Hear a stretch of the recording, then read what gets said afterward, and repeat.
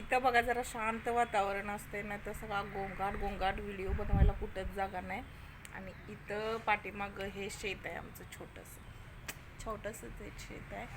आणि इकडं चुली वगैरे बनवल्यात ह्याच्यासाठी, पाणी तापवायसाठी सगळ्या फळांच्या. आम्ही भाड्यानं राहतो ना, त्यामुळं कसं इकडं तरी पण म्हणजे ह्या रूमा असं सोयीस्कर आहेत, कारण मोकळा पीस वगैरे बसायला. बघा इकडं सगळं मोकळं आहे ना. इकडं ते एक नंबरवाल्यांची चूल आहे, दोन आहेत, त्यामुळं मस्त वाटतंय. आणि इकडं मी व्हिडिओ बनवत असते. इथं भांडी घासत असते, अजून माझी भांडी पडलेली आहेत, पडू देत तर काय करू. व्हिडिओ बनवल्याशिवाय पर्याय नाही. आधी व्हिडिओ बनवणार आणि मग बाकीची कामं. अजून बघा पाणी तापवत सगळ्यांना आंघोळीला पाणी इकडंच तापते. पाणी तापवत म्हटलं चला गप्पा पण मारूया. तर माणसांना ना, आपण ज्यावेळी प्रत्येक गोष्टीची किंमत सोडून गेल्यानंतर कळते. आता बघा, ज्यावेळी आपण नात्यात गुरफटलेलं असतो त्यावेळी नातं टिकवायसाठी खूप प्रयत्न करतो की प्रमाणाच्या बाहेर असं आपलं म्हणजे प्रत्येक गोष्ट त्यावेळी आपण ॲडजस्ट करण्याची आपल्याला इतकी सवय लागलेली असते की घरच्यांच्या विरोधात जाऊन ॲडजस्ट करतो. जे माझ्या बाबतीत घडले ते मी सांगते, कारण मी खूप वेळा माझ्या भावांच्या विरोधात नवऱ्याला मी स्वीकारलं, त्यांच्या विरोधात जाऊन त्याचे सगळे नियम अटी मान्य करणार.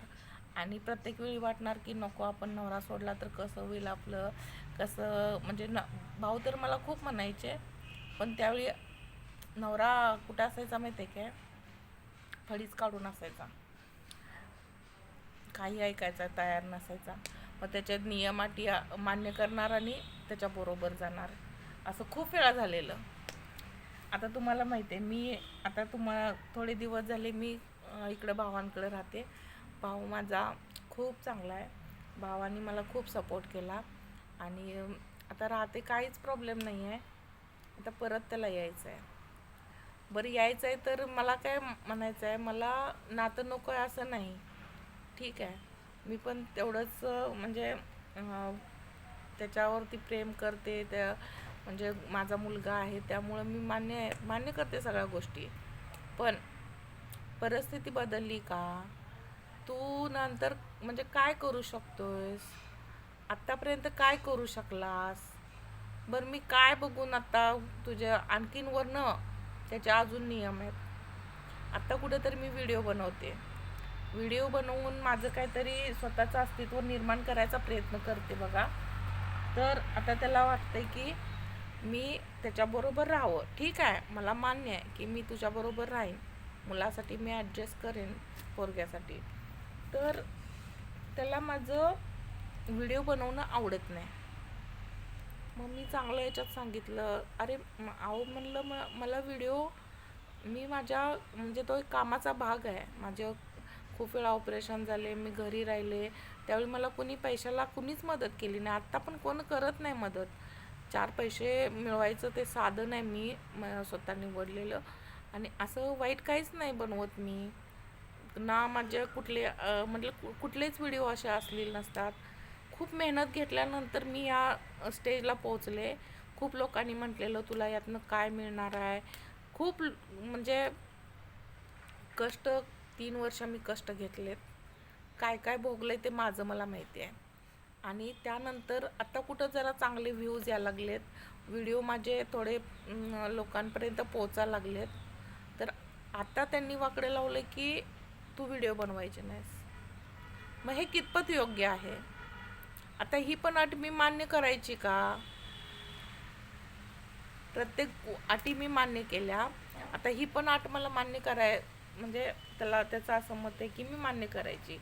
बरं केली पण असते, पण आत्ता सध्या तुझी आर्थिक स्थिती काय आहे तिथंच आहे.